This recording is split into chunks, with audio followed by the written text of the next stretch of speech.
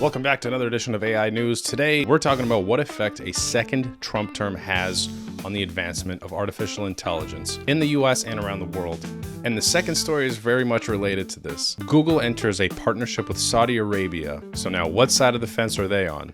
Let's get to it. Since we are talking presidential things, I decided to put on my best and only suit. Anyways, according to experts, Donald Trump's re-election as US president is likely to have huge implications for the AI chip export industry, tech antitrust investigations, and particularly how the AI industry is regulated. As once re-elected, Trump declared he would, quote, cancel Biden's AI executive order, the AIEO, a framework designed to regulate against AI risk, which includes requirements for tech companies to report on AI model training and safety testing, providing guidance for identifying and correcting AI model flaws, and establishing the AI Safety Institute, which, in collaboration with big tech firms like OpenAI and Anthropic, studied risks in AI systems. Trump and his administration, including Elon Musk, feel that Biden's AIEO is, quote, scaring away would-be inventors, forcing them to disclose their trade secrets, impeding more ChatGPT-type breakthroughs. After Musk called for her firing, Trump is also likely to replace Federal Trade Commissioner Chair Lina Khan, who enforces AI antitrust laws and is best known for investigating big tech acqui-hires to ensure fair competition. Now, Biden has imposed restrictions on AI chip exports to China to prevent advanced AI development. Trump stated, quote, he finds tariffs preferable, unquote. But experts fear this may trigger trade wars, which will hinder US AI progress. The biggest question to ask is, who's going to be in charge? Is it going to be Elon or is it going to be Donald Trump? Obviously, Trump is in charge. He knows very little about AI. It's shocking how little government officials know about an industry that they're trying to regulate. I mean, half of these congresspeople and senators have no idea how tech works. If you look back to one of those congressional hearings they had, where they had tech CEOs, I think Zuckerberg was there, I think Snap Inc., YouTube, the CEOs of these companies were there, and these congressmen were asking the stupidest questions. Like, they had absolutely no idea how this technology works. I mean, a 12-year-old has a better understanding of it. So back to my point, obviously Trump is going to have the last say, but if he's going to have Musk as a special advisor, Musk is essentially going to have free reign. He's going to have free range to basically decide what he wants to do. Now, that being said, there are two kind of schools of thought. Trump's school of thought is a little bit different from Musk's in some regards. He's a very America first, we want to keep the technology. From what I see, he wants to use that technology in our military and space, give America the advantage. Right? We don't want to export these things to China. We don't want anybody else to get their hands on it. That's kind of one view.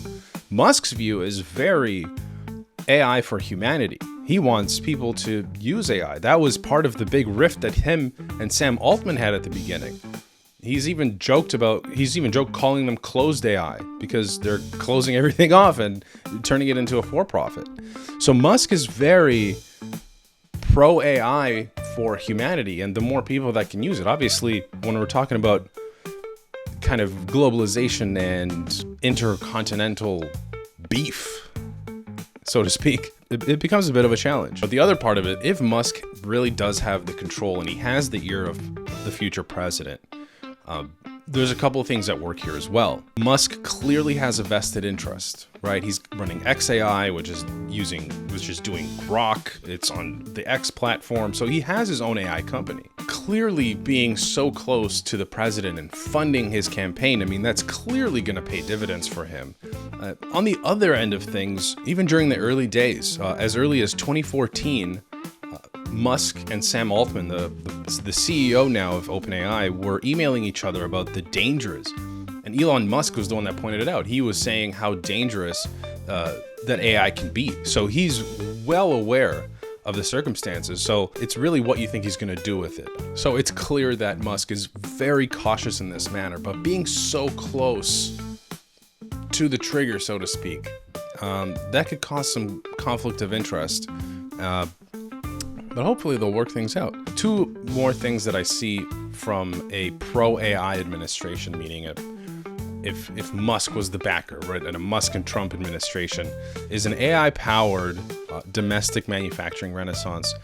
You're not going to bring back shops that make shoes, but you can bring back high technical machinery and optimize the manufacturing process, right? Which means, of course, it means less employees, but at least it's some employees. You're not getting rid of everything. You can actually bring back more than you would with, making socks or some kind of metal or whatever it is. But there is manufacturing in the US.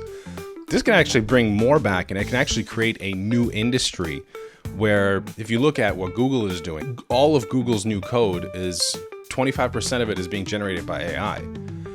Now, they didn't fire any employees. Their employees are just focusing on different things. For example, proofreading, right? The final copy of that code that was generated by AI. So they're still there. A similar thing can be done in the manufacturing space in terms of machinery and kind of streamlining operations. So that could be very interesting. And then the other part is a very America First strategy, which I'm assuming Trump is going to take.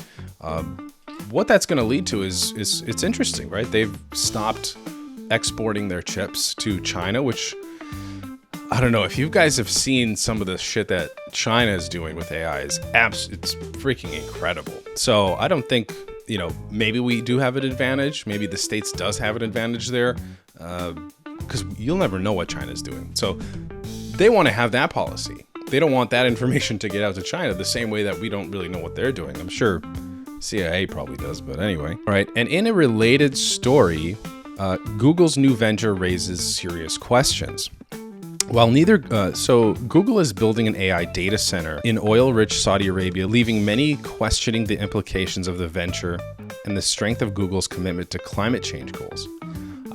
So this story is talking about climate change, but it goes a little bit deeper than that. While neither Google nor the Saudi Public Fund has confirmed any specific details, the AI data center will support local research and development of Arabic language AI models and Saudi-specific AI applications. After promising to stop developing algorithms for oil and gas production and halve its emissions by 2030, Google believes joining forces with fossil fuel-dependent Saudi Arabia still comports with climate change commitments. I'm not sure how that works, but there's a couple of interesting things here. This comes on the heels of in one of my prior videos, maybe a couple weeks ago, there was concern over exporting AI chips to the Gulf nations. That includes Saudi Arabia. So they've banned. First of all, it was China. Then they banned the export of these AI chips into the Gulf states and UAE and obviously Iran and Saudi Arabia. And now this is going on. You see all the different things at play here. Trump gets elected and this partnership gets announced. Maybe it was, years in the making. They were maybe waiting for a good time. But again, Saudi Arabia gets their way. I mean, it just looks like nobody can turn down the Saudi dollars. So much money. I mean, first they bring in Ronaldo. Then they get all of these amazing fights with Tyson Fury. They get Francis Ngannou there. And now Google. Saudi Arabia. Man. To have that much money, that's crazy. So it's going to be interesting to see how this all plays out with the Trump AI administration, Google's new partnership. It's going to be very interesting to watch. That's the end of the episode. Hope you liked this very professional episode of AI News. Please, guys, like, comment, let me know what you think. Really trying to grow this page. Love you all. Thanks for watching.